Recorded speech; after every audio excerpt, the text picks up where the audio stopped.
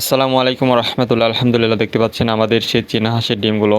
তো সেই ডিমগুলো আজকে আমরা মেশিনে বসাবো 100টির মতো প্রায় ডিম। তো দেখতে পাচ্ছেন এই মেশিনটি, মূলত এই মেশিনটিতে আমরা চীনা হাঁসের ডিমগুলো বসাবো। আর এই মেশিনটি অবশ্যই আমরা আগে থেকে প্রস্তুত করে রেখেছি। যারা ডিম বসাবেন তারা হয়তো জানেন যে অনেকক্ষণ আগে থেকেই মেশিনে হিট রাখতে হয়। তো এই বাচ্চাগুলো দেখতে পাচ্ছেন, বাচ্চাগুলো হচ্ছে এর আগে যে ভিডিওতে দেখিয়েছিলাম যে অনেকগুলো টাইগার মুরগির ডিম আমরা হ্যাচিংয়ে বসিয়েছিলাম। তো সেই মুরগির থেকে আলহামদুলিল্লাহ বাচ্চা বের হয়েছে। তো বাকি যে ডিমগুলো ছিল চীনা হাঁসের, সেই ডিমগুলো আমরা মেশিনে বসিয়েছি এবং দেখতে পাচ্ছেন মোটামুটি মেশিনটি প্রস্তুত।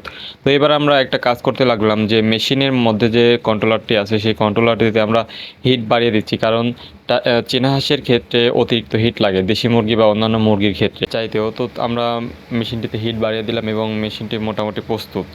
তো সবাই আমাদের জন্য দোয়া করবেন যেন আমরা ভালো ভালো আরও কাজ করতে পারি এবং আমাদের কাজের মধ্যে আল্লাহ তাআলা বারাকা দান করে। আসসালামু আলাইকুম ওয়া রাহমাতুল্লাহ। কথাতে ভুল হলে নীরবে যেও ভুলে